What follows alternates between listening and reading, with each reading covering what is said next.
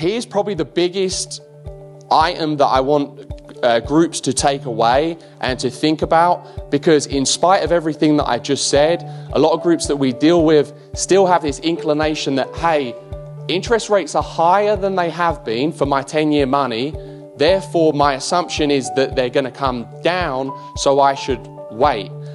And we're at this point right now in 2025, and we have a graph here that shows 10-year money versus 30-day money. 1 month SOFR is the orange line, 10-year Treasury is the yellow line. You can see that they're right on top of each other right now, which is an atypical situation.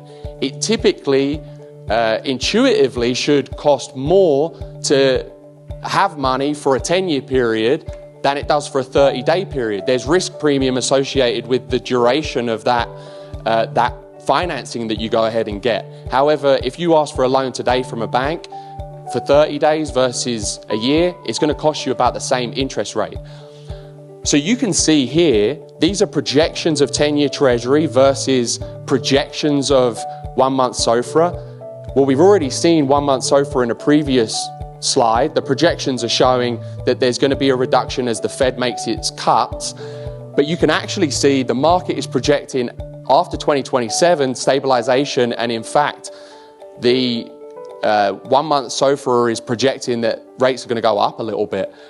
Contrary to that, 10-year Treasury is actually projected to increase. It's not projected to decline. And the reason that we believe that's the case is because the market's moving to a more typical scenario where there is a spread between going and borrowing money for 10 years versus borrowing money for 1 month. So we're moving towards what we would normally be in rather than what we're currently in, which is quite atypical.